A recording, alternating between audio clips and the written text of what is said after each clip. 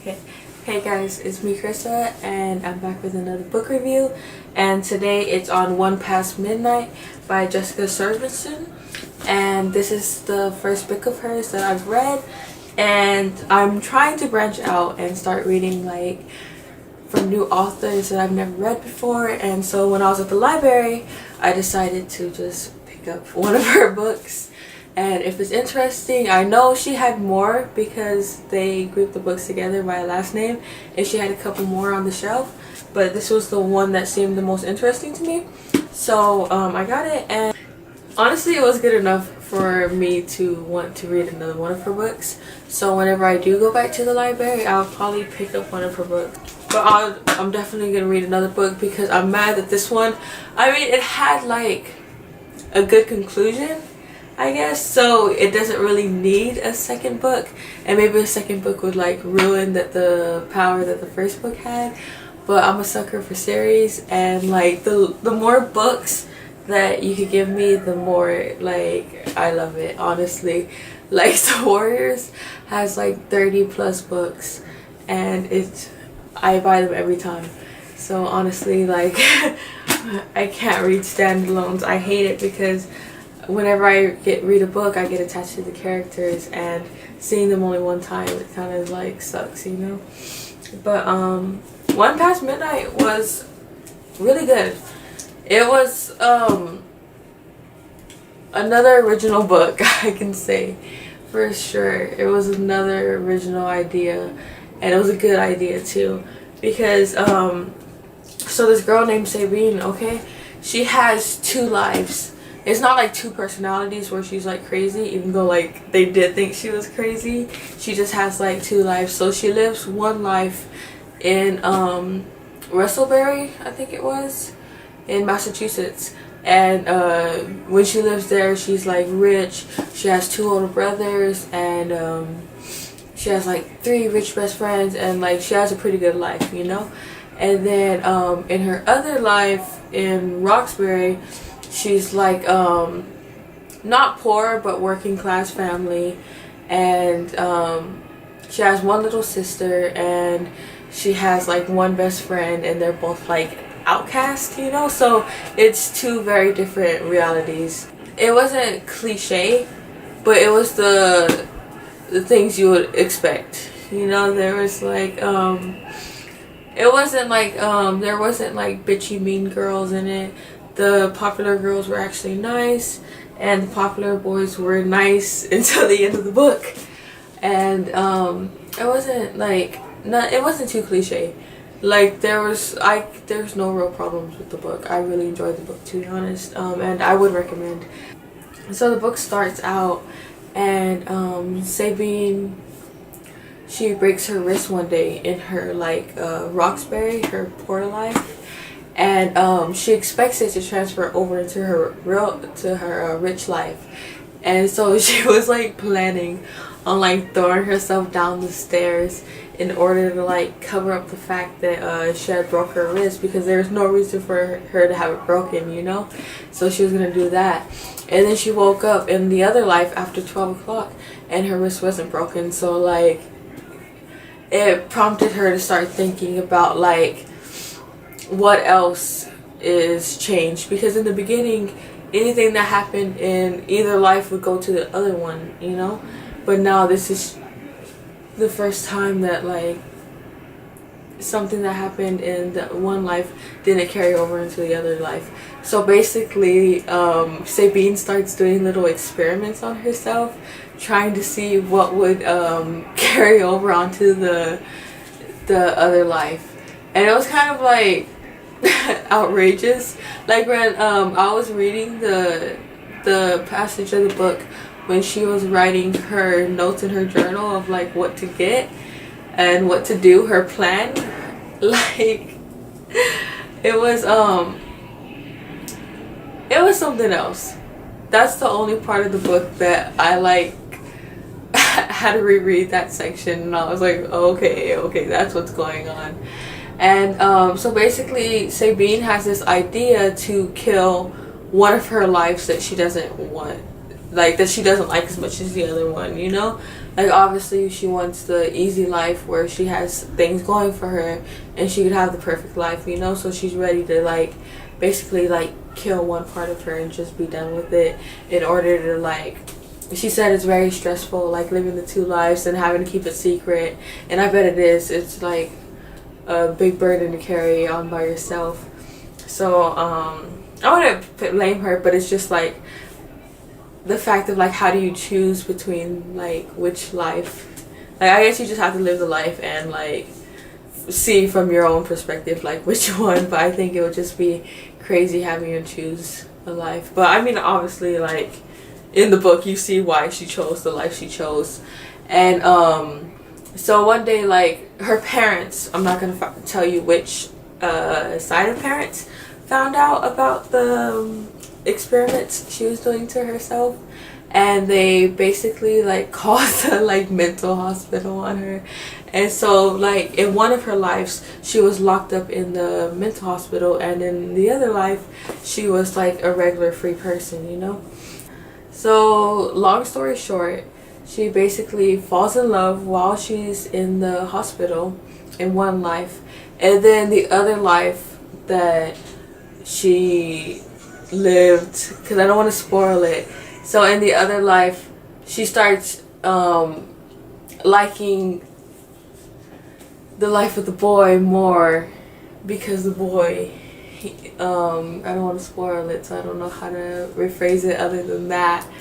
But basically she just wants the boy now. She doesn't care about how the life is other than him, you know. And then oh my gosh.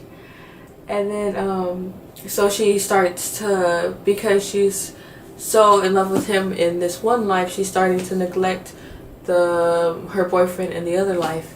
And then so that causes problems for them down the road, which is like the craziest chapter.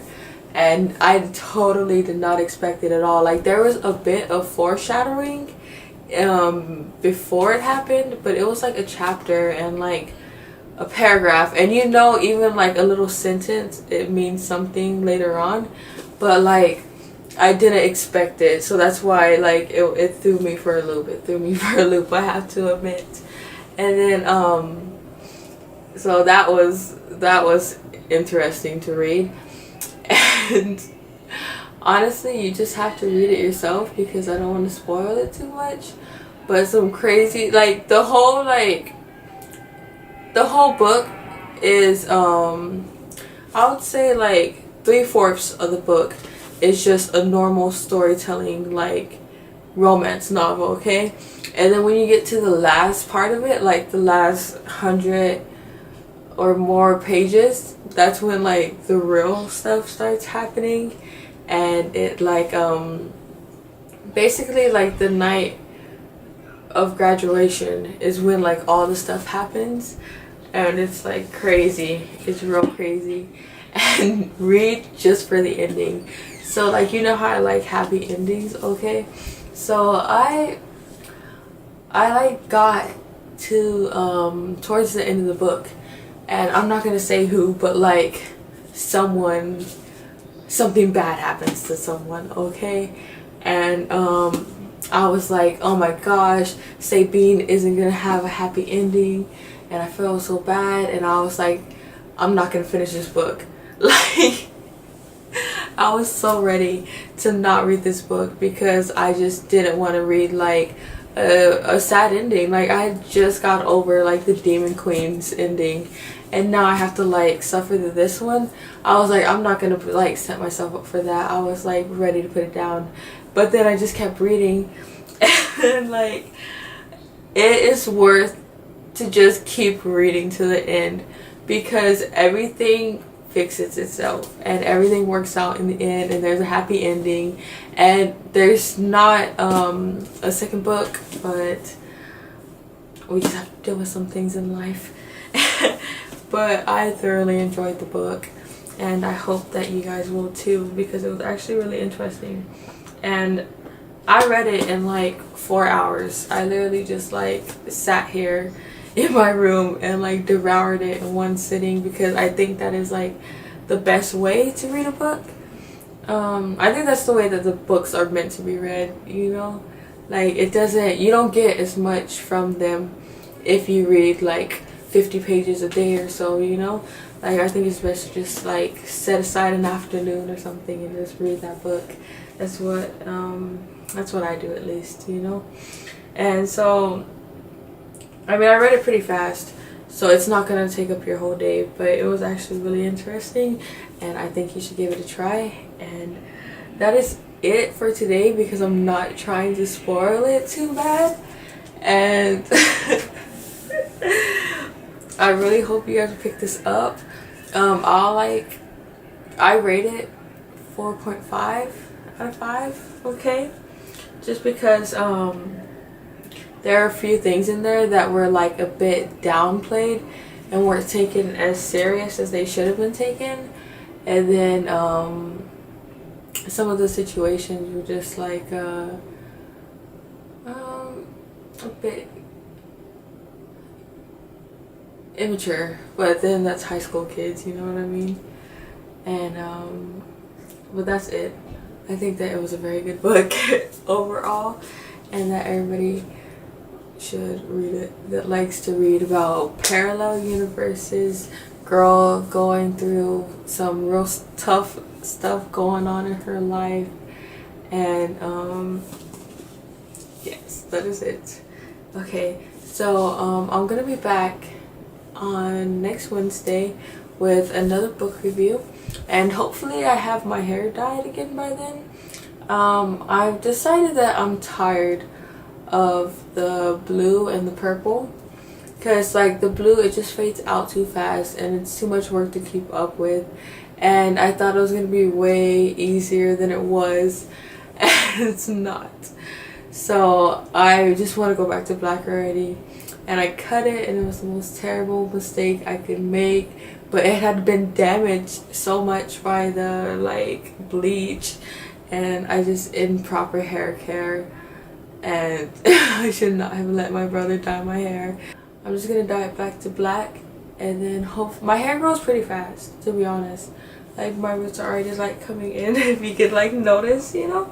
So hopefully like by the end of this year it's like made some good progress. Like, this is because like before I had it like down to here, and then like I ruined it. So I really want it to be longer again, because it looked nice, honest. And I saw, like, I was going through my computer and I had seen like an old video of me with my long brown beautiful hair, and I was like, oh my gosh, what did I do to myself? And I was like, I just should have thought about it more. But like, I'm never gonna touch my hair again. Like, after I dye it black, I'm done. I'm never gonna touch it again. And I apologize to my hair, because it was a terrible mistake and it should not have been done. But that is going on too far into my personal life. But also I want to give a quick shout out to my new subscribers. Okay, I know it's not a lot, and I know like I'm probably being too over dramatic about it, but I really appreciate everybody who's taking time out of their day to watch my videos. And I know I don't make the best content, and I don't have the best speaking voice, and my hair is not always the best looking, but I really appreciate that you guys enjoy my videos and you guys aren't bothered by that. So I want to thank you sincerely from the bottom of my heart for watching these, and I hope there are many more to come, and I hope you guys keep watching them all and keep commenting and showing me your love and liking the videos and subscribing. So thank you all, and I'll see you next Wednesday. Okay, thank you.